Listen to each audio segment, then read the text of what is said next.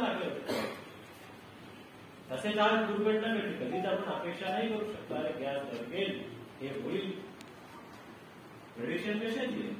But काही गोष्टी आपण प्रिपेअर्डनेस म्हणून सर्व गोष्टी राहणे हा सर्व स्वरूपात दिलेला.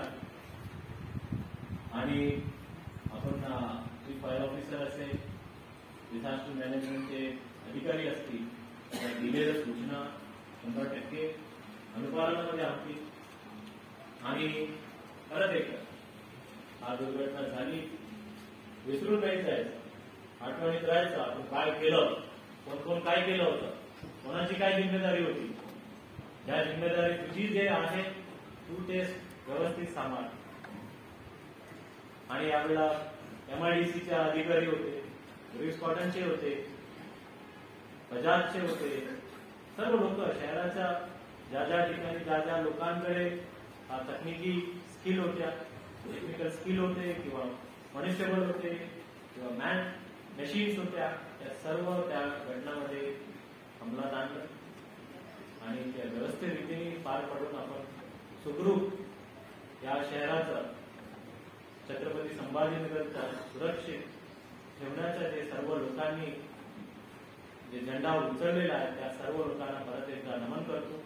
आणि परत एकदा काही लोकांचे प्रमाणपत्र राहिला असेल, कारण आपण लवकर घेण्याचा उद्देश मी तुम्हाला सांगितलं की लवकर हा करावा म्हणून.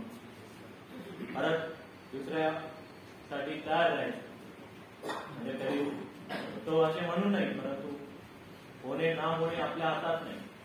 परंतु झालं तर किती लोकांचा जीव वाचवणार, किती प्रॉपर्टी आपण वाचवणार आणि किती लोकांना एक बघा आज आपण इथं सुरक्षित आपण झोपलेला असतो की कुठलाही आतंकवादी दहशतवादी आपल्या भारतात घुसणार नाही, कारण आपल्याला माहिती आहे की सीमेवर आपल्या जवान तैनात असतात.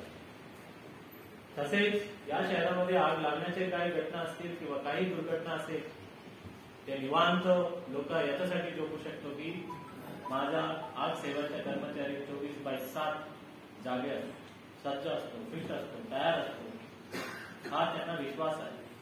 हा विश्वासाला कधीही तडा जाऊ द्यायचा नाही. म्हणून माझ्या प्रत्येक अग्निशमनचा जे सैनिक आहे तो तत्पर असला पाहिजे. You should believe that you are a soldier of this city to protect the lives and properties of this city. इतना मैं कहता हूं. फिर से एक बार सभी को मैं नमन करके मेरा अध्यक्ष भाषण या ठिकाणी मी समारोपण करतो. परत एकदा जय सुरक्षा, जय सुरक्षा, जय